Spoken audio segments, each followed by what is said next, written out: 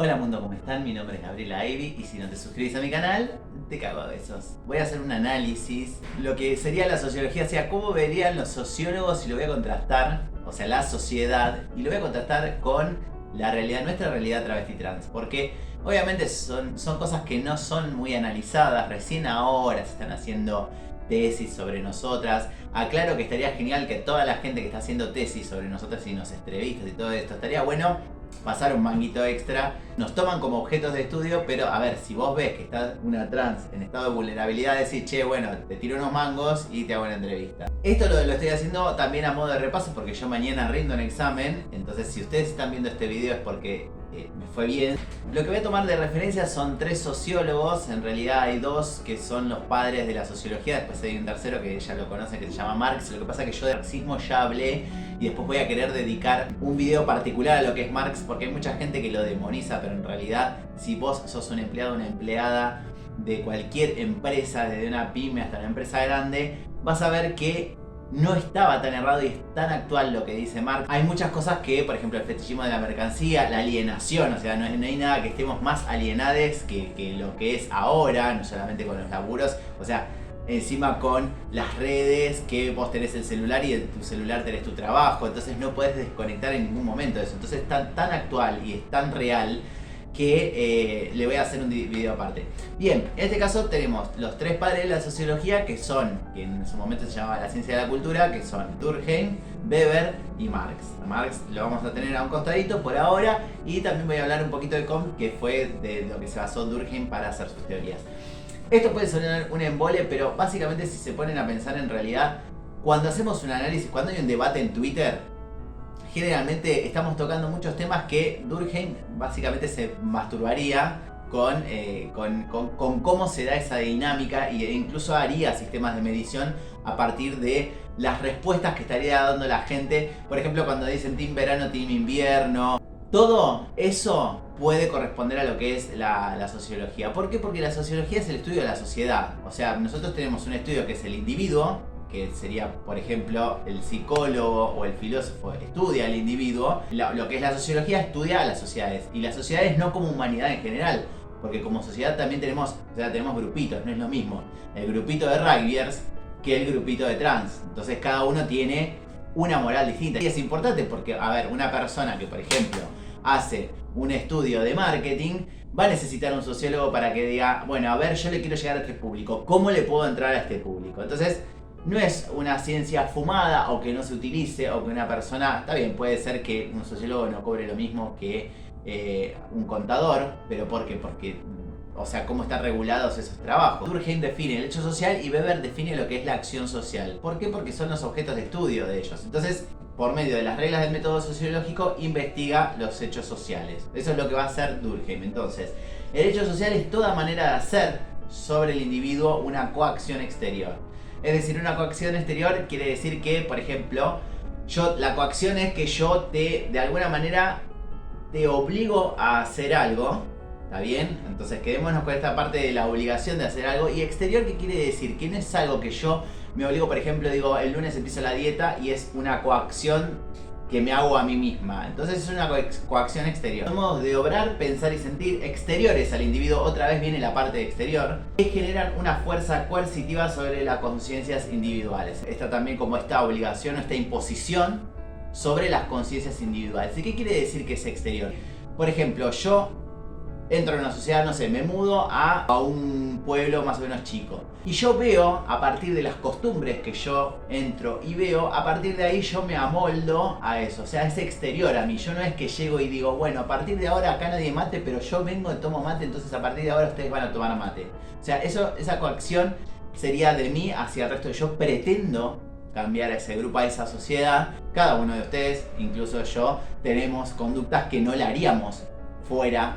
O sea, en un ámbito, en un grupo, en una reunión de amigues o en una reunión laboral. ¿Por qué? Porque tenemos esa coacción exterior. Es algo que nos está diciendo que sabemos que eso no está bien. Y algo que nos dice también es que si nosotros no nos comportamos de esa manera, o sea, no correspondemos con esa coacción, o sea, vamos a tener una sanción. Y acá entramos a lo que es, por ejemplo, ustedes ven, me pasó la semana pasada, yo estaba paseando con mi perro. Siempre me pasan estos actos cuando estoy paseando a mi perro.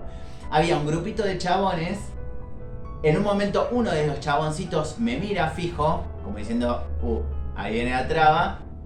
Y cuando yo paso no dicen nada, se miran entre ellos y ahí empiezan a balbucear. Cuando yo termino de pasar, uno empieza a burlarse y decir pelotudeces como hacen todos los grupitos de tipos frente a una travesti. Y empieza el resto a burlarse también de mí. Entonces, ¿qué sucede? Acá tenemos la sanción que si uno de los chabones no se prendía en esa joda, o sea, acá tenemos la sociedad, ese grupito de estos pibes. Si uno de esos chabones no se prendía en esa joda, iba a quedar como el puto, el cometraba, etc. Entonces, justamente lo que hace es, esa sería la sanción, o sea, quedar como puto o quedar como cometraba frente al grupito de amigos transfóbicos, que pasa muy común, o sea, el grupito, por ejemplo, o sea, cuando están en una construcción, chifla uno, chiflan todos cuando pasa una mina, está bien porque si no chiflas quedas como puto. El concepto de anomia, ¿qué es el concepto de anomia? Básicamente es cuando vos no correspondes a ser, como que sos un paria dentro de lo que es esa sociedad, o sea, como que no podés encajar en esa sociedad. Y esto produce después unas secuelas que ya lo vamos a ver en otro tema. Y algo que también es un elemento dentro de lo que es el hecho social es la deseabilidad. ¿Qué es la deseabilidad? Básicamente que de alguna manera a mí me genera ese deseo de actuar como me lo impone esa sociedad. Por ejemplo, a ver, yo mi deseo en realidad me comería 7 sándwiches de miga, ¿no? Pero hay una sociedad que me impone a ser hegemónica, a ser flaca. Entonces hay como esta cosa de decir, che, pero la verdad que tengo ganas de ser flaca o me gustaría ser flaca. Y en realidad por ahí no sale de vos como individuo, sino que sale de vos como corresponder a esa sociedad. Por ejemplo, pasa muchas veces que la deseabilidad es, me voy a poner una tanga y me voy a maquillar para recibir porque a los tipos que están con travestis les gusta que estemos maquilladas y eso para que no parezcamos tanto hombres. Es mi deseo, la verdad que a mí mi comodidad es ponerme en pelotas y no estar revocada para tener un acto sexual, pero como me genera una especie de deshabilidad de decir, bueno, me voy a maquillar, voy a estar regia para que el sexo sea mejor, por ejemplo. O por ahí ponerme una ropa que yo digo es incómoda, pero quedo regia, o unos tacos, entonces quedo regia yendo a la reunión con esos tacos, por más que a mí se me revienten los juanetes, pero de alguna manera tengo esa deseabilidad de usar esos tacos. Y ahí entramos un poquito también en el fetiche y todo eso. Durkheim decía que los hechos sociales había que estudiarlos como cosas, descartar las prenociones. ¿Qué son las prenociones? Es toda la carga. Por ejemplo, si yo soy una persona conservadora y voy a hacer un análisis de la diversidad de género, tengo que descartar toda esa creencia de decir, los trabas, estos que se cambian el sexo porque están aburridos, esto porque... Entonces tengo que descartar esas prenociones para hacer un análisis relativamente objetivo dentro de lo que se pueda, justamente poder hacer un análisis y que no esté manchado de esas prenociones. Todo esto nace a fines del 1800, principios de 1900, en una Europa completamente... Durkheim es de Francia, en realidad Durkheim nace en un estado que todavía no era Francia, después terminó siendo Francia. Imagínense todo su eje existencialista y a partir de los cambios también sociales con respecto a las revoluciones industriales y todo eso. Fíjense cómo pasaba todo de una sociedad feudal, después pasa lo que es la Revolución Francesa, las sociedades han cambiado, han dado una vuelta de 180 grados, entonces vamos a enmarcar un poco estas cosas. Y cuando hablo de enmarcar, o sea, el tipo de estudio que hace Durkheim es un tipo de estudio positivista, es decir, el positivismo no es ser positivo, alegre, como vemos muchos políticos que usan el positivismo o el romanticismo, como, o sea, la palabra per se y no lo que significa como un movimiento. El positivismo se basa en dejar las prenociones, pero dejar de lado, en ese momento, antes de esos periodos, se creía mucho en cuestiones astrales o cuestiones religiosas, y acá se pasa a un estado de razón, es decir, yo si no lo veo no lo creo, si no lo compruebo no lo creo. Entonces dice, bueno, vamos a analizar esto, vamos a observar, vamos a analizar, vamos a desmembrar esta situación y a partir de eso vamos a dar una conclusión. Eso es el positivismo. Entonces, a través de hechos reales, vamos de comprobables, más que reales, porque tu realidad va a ser distinta a la mía. Dice, bueno, a partir de esto, lo que vamos a hacer es establecer criterios o análisis, hacer una metodología para poder establecer conclusiones. Creo que hoy se podría utilizar esta sociología porque está habiendo un cambio grande a nivel social. Digamos, por ejemplo, tenemos lo que es las redes sociales, o sea, cómo cambian como decía anteriormente, la alienación, la forma de trabajar, la forma de organizarse como sociedad, los distintos guetos, tribus o como quieran llamarle a nivel, no sé, género, esta especie de liberación donde ya los hombres, donde ya un sistema no es tan binario, entonces se puede hacer un análisis tomando esto como un punto de partida, como objeto de estudio. Bueno, después tenemos a Comte. Durkheim se basa en él para hacer sus estudios. Él plantea una evangelización, pero no una evangelización como religión, sino evangelizar un tipo de moral. Esta era la definición, que se apoya en la observación y en las leyes universales. O sea, esto que después toma Durkheim para poder hacer sus estudios.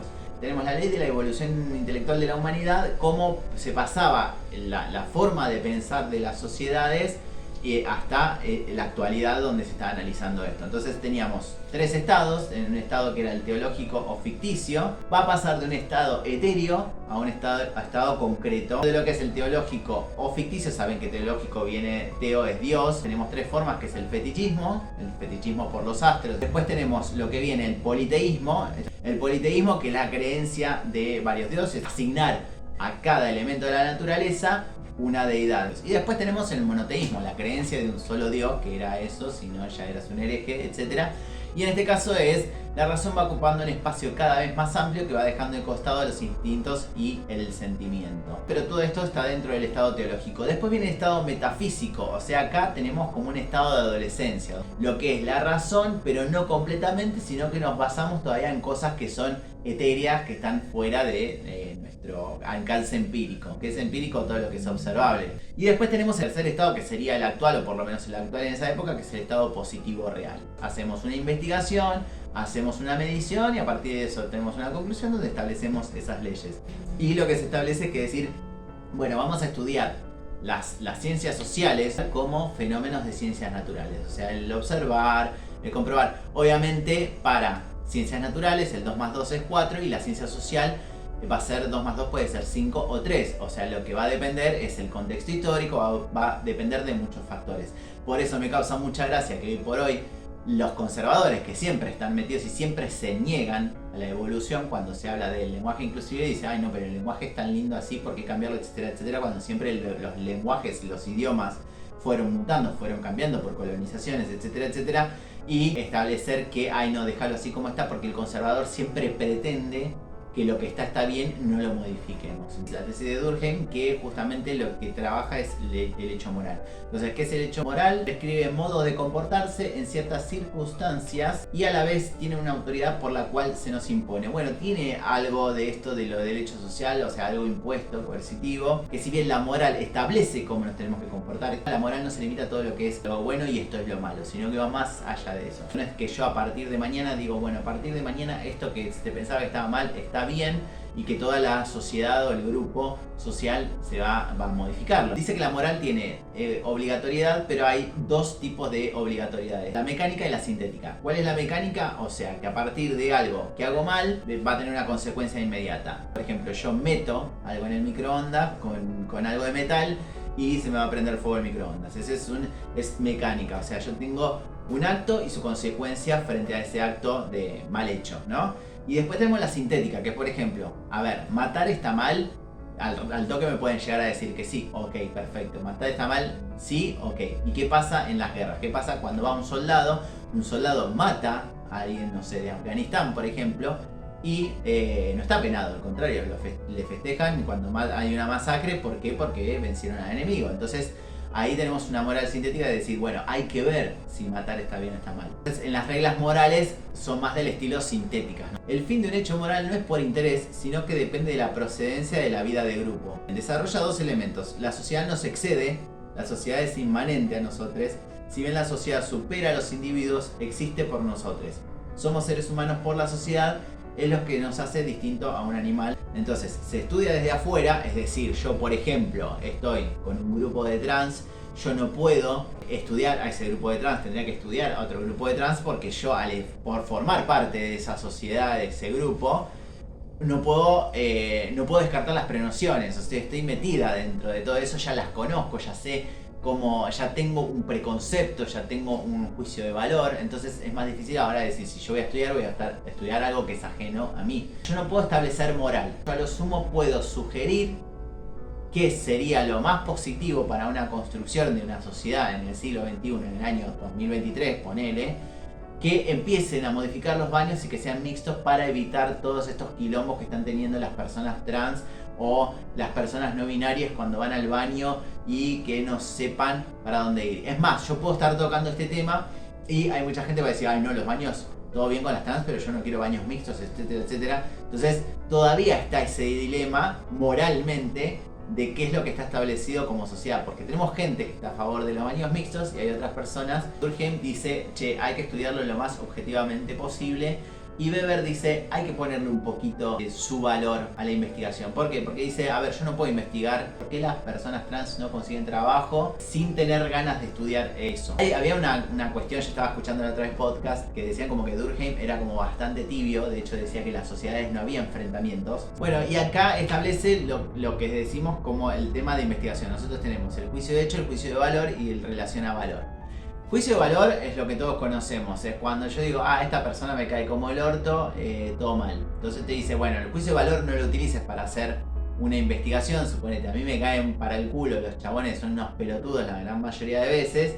Entonces, si yo voy a hacer un estudio de fanáticos de fútbol y si llevo el juicio de valor, va a salir todo como el orto el análisis. Ahora, el juicio de hecho va a ser, bueno, a ver, el tipo patea una pelota, el tipo canta en un cantito de cancha dentro de la cancha, el grupo canta esto, cuando meten un gol saltan de esta manera, cuando hay fuegos artificiales reaccionan de esta otra manera. Eso es un juicio de hecho, o sea, estoy describiendo empíricamente, pragmáticamente, una situación. Y después en relación a valor, como dice Weber, yo siento esa pasión que está viviendo la gente, más allá de que a mí no me gusta el fútbol, etc. Como mantener esa objetividad, pero ponerle un poco de tu corazón a lo que es la investigación, sin decir los tipos, estos son unos pelotudos que hacen todos cantos homofóbicos.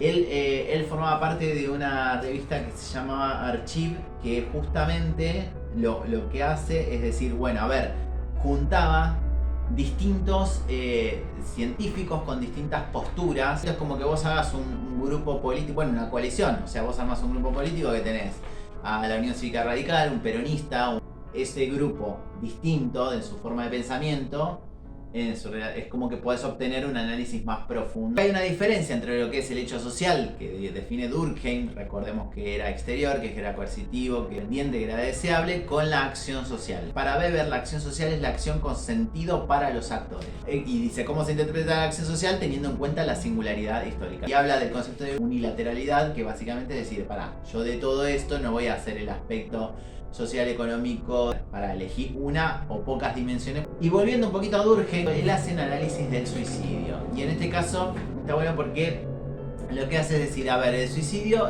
lo investiga no como un hecho individual, sino como un hecho social. Dice, acá se está matando mucha gente, hay una cosa colectiva. Es más, empiezo a medir las tasas de suicidio y me voy a dar cuenta que son relativamente, no sé, en un año se van a suicidar 100 personas y en el próximo año se suicidan 120 y en el otro año se suicidan 110. Entonces dice, es un hecho social esto, ¿por qué es tan fusiforme el tema del suicidio? De hecho estábamos viendo, por ejemplo, si vos investigás distintos países con sus tasas de suicidio, que más o menos son homogéneas. Y por ejemplo acá en Argentina la cantidad de personas que se suicidan por año, salvo el 2001, que bueno, ya todos sabemos qué es lo que pasó, que ahí fue donde hubo un pico, un aumento. De hecho en el análisis de suicidio te dice que muchas veces el contexto histórico hace que la tasa aumente o disminuya, y demuestra empíricamente a través de esas tasas que en realidad el suicidio es algo colectivo, es algo social.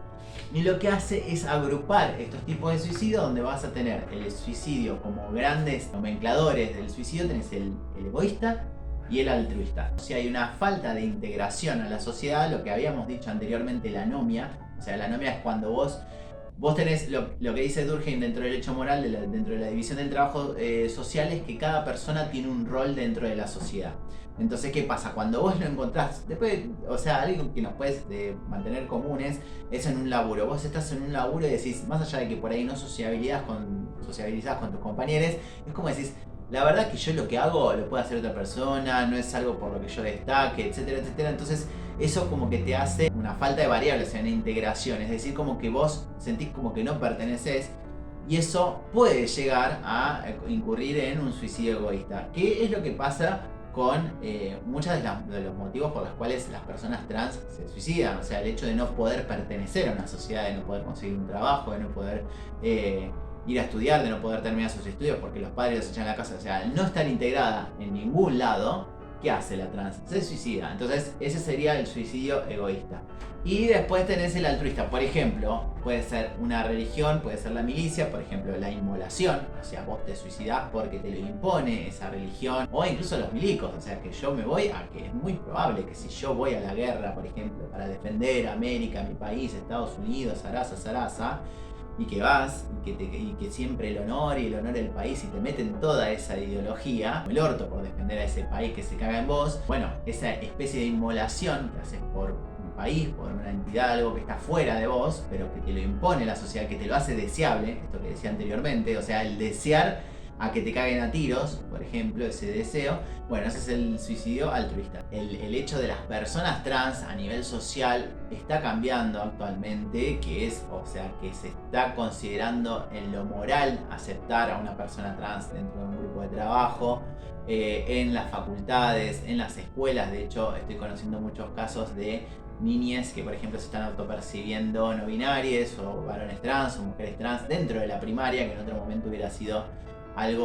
un hecho totalmente amoral con respecto a decir, no, ¿cómo voy a tener una persona? ¿Cómo una infancia va a decidir sobre su género? Estamos viendo esta especie de dualidad donde las masculinidades se siguen manteniendo en su eje, donde imponen cosas, que la ideología, que esto, y me quedo en el molde, y después hay otro sector de la sociedad que se está modificando. Hay algo que se dice en las ciencias sociales que no se estudian a priori, o sea, todavía no vemos las consecuencias de todos estos cambios, estos movimientos, así que no podemos dar una conclusión. Pero sin embargo, se está viviendo estos cambios. Eso ha sido todo por hoy. Que tengan un muy feliz fin de semana.